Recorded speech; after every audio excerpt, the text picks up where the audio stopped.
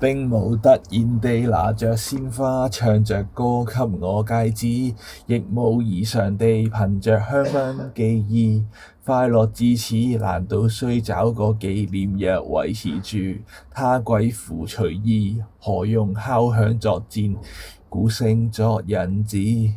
流連小小餐廳裏，望大時代過去，浮沉小小沙發裏，讓大人物唏噓。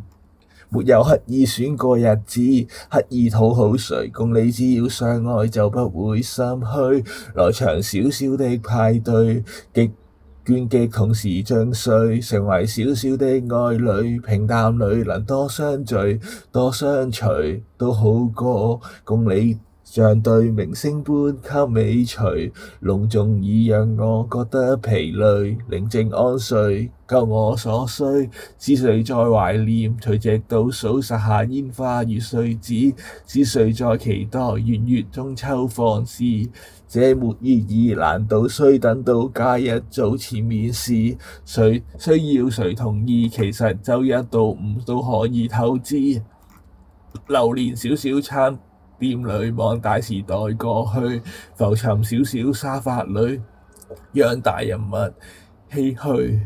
沒有刻意選過日子，刻意討好誰，共你只要相愛就不會心虛。來場小小的派對，極倦同時進睡，成為小小的愛侶，平淡裏能多相聚多相隨，都好過共你像對明星般給尾隨。隆重已讓我覺得疲累，成大器其實無樂趣。